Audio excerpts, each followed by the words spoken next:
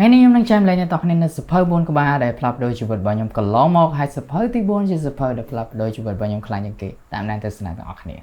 The Wall of Art by Steven Pressfield hay part of normal support năng lực bay là bài khai mình tên cứ design tại lúc Steven Pressfield có thể say bẻ point chỉ mới năng công lang mà dạng để có áo chmua thà resistance vì thằng công lang resistance bật thật là cái nông rồi chưa cái trang nằm nàng vì chưa công lang cực cật hay một nghề bọc công lang cực cật cứ ria rang vật thô là về để việc cập bông từ miền tròn nàyในขณะ support resistance ก็ดำนางเอากำลังมาอย่างได้ชี้ยืมเรียงยืมมันเอาធ្វើកិច្ចការងារសំខាន់ដែលយើងត្រូវធ្វើឧទាហរណ៍ងារយកសម្រាប់អ្នកទាំងអស់គ្នាចុះដល់ពេលដែលយើងចាប់ផ្ដើមទាញ3ទាញ support យកមករៀនឬក៏យើងទាញ laptop យកមកធ្វើការវាតែងតែមានលេសមួយចំនួនមកអូទាញយើងថាចាំស្អែកក៏បានចាំ1ម៉ោងទៀតចាំធ្វើថ្ងៃហ្នឹងយើងត្រូវងើបមកធ្វើការងារសំខាន់ណាមួយតែយើងមានអារម្មណ៍ថាយើងចង់ដេកតទៅទៀតអារម្មណ៍ដែលរៀបរៀងយើងទាំងអស់ហ្នឹងហើយគេហៅឈ្មោះវាថា resistance នឹងឯងហើយគាត់ក៏បានសរសេរនៅក្នុង support ផងដែរ resistance គឺកើតឡើងដោយសារអារម្មណ៍ភ័យខ្លាចបើយើងយល់យើងខ្លាចថាយើងបើក support មកយើងមើលមេរៀនអត់យល់ឬក៏យើងខ្លាចថាយើងយល់លំហាត់មកធ្វើយើងធ្វើវាអត់ចេញយើងខ្លាចតែធ្វើវាមិនបានល្អអញ្ចឹងទៅដោយសារតែអារម្មណ៍ភ័យខ្លាចតែធ្វើមិនបានល្អហ្នឹងហើយទើបនាំឲ្យយើងជាប់នៅនឹងមួយកន្លែងយើងអត់ហ៊ានធ្វើអីទាល់តែសោះដូច្នេះបើសិនជាយើងអាចគ្រប់គ្រងទៅលើអារម្មណ៍ភ័យខ្លាចបានយើងក៏អាចគ្រប់គ្រងទៅលើ resistance នឹងដូចគ្នាក្នុង support លោក Steven Pressfield គាត់ក៏បានសរសេរលម្អិតឲ្យយើងស្គាល់ពីលក្ខណៈធម្មជាតិរបស់អារម្មណ៍ភ័យខ្លាចតែហេតុអីបានជាយើងមានអារម្មណ៍ភ័យខ្លាចហើយតើធ្វើយ៉ាងណាដើម្បីឆ្នៃអារម្មណ៍ភ័យខ្លាចទាំងអស់ហ្នឹងឲ្យទៅជាប្រយោជន៍ល្អសម្រាប់ការងារប្រចាំថ្ងៃរបស់យើងវិញវាស្ដាប់ទៅហាក់បីដូចជាងាយស្រួលប៉ុន្តែនៅពេលអនុវត្តមែនតើវារៀងពិបាកបន្តិចតែយ៉ាងហើយនៅពេលយើងចាប់ផ្ដើមអាន support ហ្នឹងទៅយើងនឹងចាប់ផ្ដើមស្គាល់ពីសត្រូវម្នាក់ដែលព្យាយាមរៀបរៀងការងាររបស់យើងជាច្រើនឆ្នាំកន្លងមកហ្នឹងតាមពិតទៅគឺយើងខ្លួនឯងហ្នឹងហើយអញ្ចឹងជំហានបន្ទាប់ទៅតែយើងមានដំណោះស្រាយបែបណាដើម្បីដោះស្រាយជាមួយនឹងកម្លាំងផ្សេងដែលព្យាយាមរៀបរៀងយើងមិនឲ្យធ្វើកិច្ចការងាររបស់យើងFollow Your Heart by Andrew Matthew នៅពេលដែលខ្ញុំអាន support នឹងដំបូងអារម្មណ៍ភាពដូចជាគេយកទឹកមកធំមកជះដាក់កណ្ដាលមុខអញ្ចឹងគឺមានអារម្មណ៍ទៅស្វាងចែកតែម្ដងហើយវាបរៀនខ្ញុំឲ្យចេះមើលជំហានមកខាងទៀតនៃបញ្ហាហើយជំហានមកខាងទៀតហ្នឹងគឺខ្លួនឯង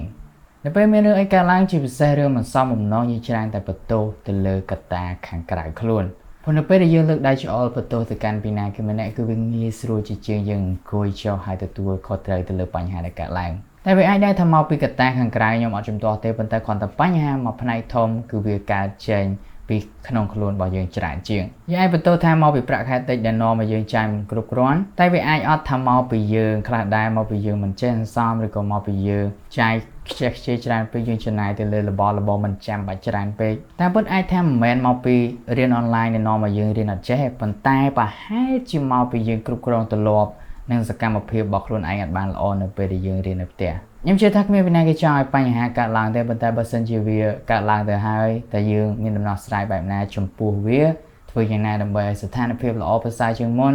ច្រើនជាជាងយើងអង្គុយល្អឬក៏អង្គុយបន្ទោសមកពីកត្តាខាងក្រៅ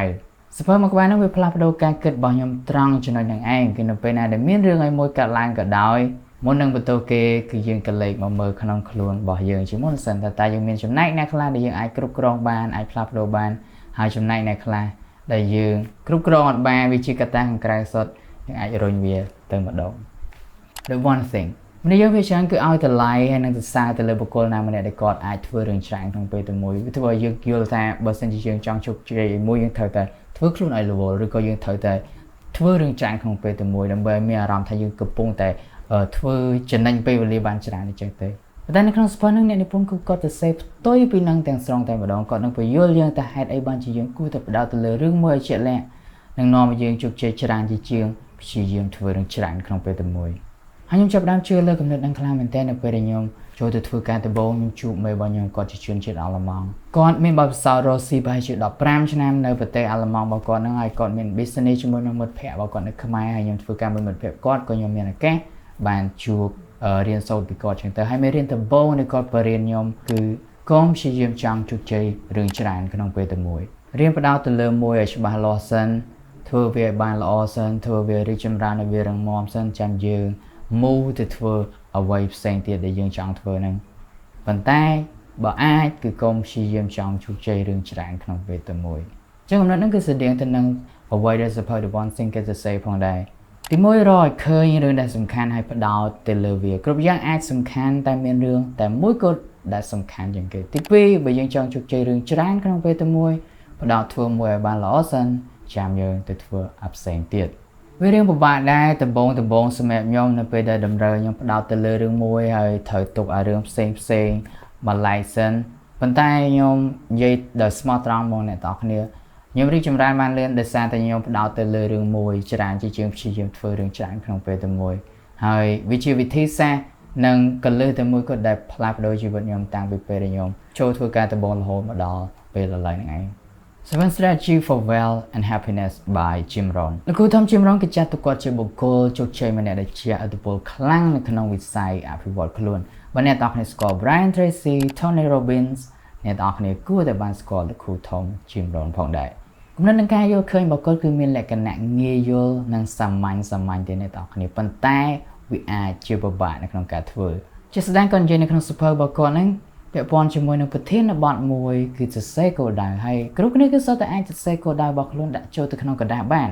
ប៉ុន្តែតែមានប្រមាណអ្នកដែលបានសរសេរវាចុះមកហើយនៅក្នុងសភៅគឺចាប់ផ្ដើមចេញពីគាត់និយាយពីស្ថានភាពលំបាករបស់គាត់កាលពីគាត់ស្ថិតនៅវ័យ25ឆ្នាំគាត់ជាមនុស្សម្នាក់ដែលប្រឹងប្រែងធ្វើការងារខ្លាំងមែនទែនអ្នកនរគ្នាប៉ុន្តែ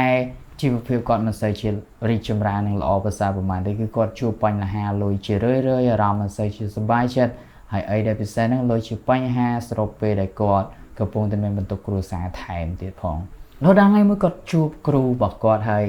គ្រូរបស់គាត់ក៏សួរគាត់ថាតើរនឯងរងថ្ងៃនឹងមាន plan ជីវិតឬក៏គោលដៅជីវិតអីអត់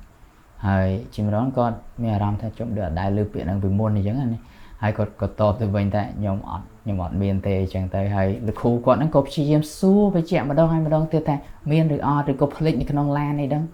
តែជីមរនគាត់នៅតែរក្សាចម្លើយដដែលគឺគាត់អត់មាន plan ជីវិតឬក៏គោលដៅជីវិតទេហើយនៅពេលហ្នឹងឯងគឺលោកគ្រូរបស់គាត់ហ្នឹងឯងគ្រូរបស់ជីមរនហ្នឹងគាត់ក៏ប្រាប់ជីមរនពាក្យមួយម៉ាត់ដែលធ្វើជីមរនគាត់ភ្ញាក់ស្មារតីខ្លាំងហើយសូម្បីតែខ្ញុំអ្នកអានក៏ខ្ញុំមានអារម្មណ៍ថាខ្ញុំអត់ដែលឮពាក្យហ្នឹងពីមុនទេហើយអ្នកទាំងគ្នាដឹងទៅគាត់និយាយថាម៉េចគាត់និយាយថាបើសិនជា plan ជីវិតគាត់មានគោលដៅជីវិតគាត់មានន័យថាឥឡូវហ្នឹងនៅក្នុងកប៉ាល់គឺមានលុយអត់លើសពី$100ទេ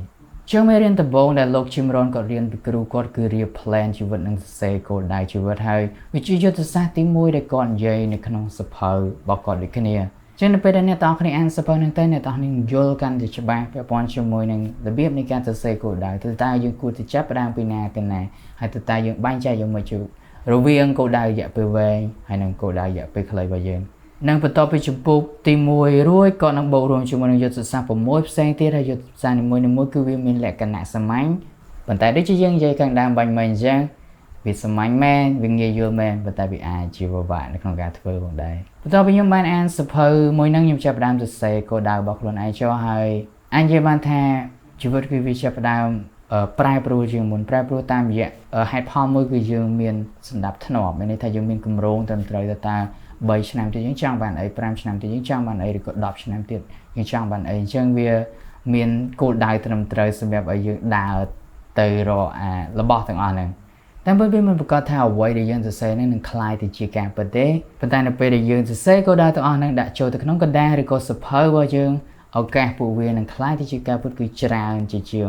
យើងមិនបានសរសេរវាចុះមកបើអ្នកទាំងគ្នាពិបាកនៅក្នុងការរកទិញសភៅ Seven Strategy for Wealth and Happiness ខ្ញុំ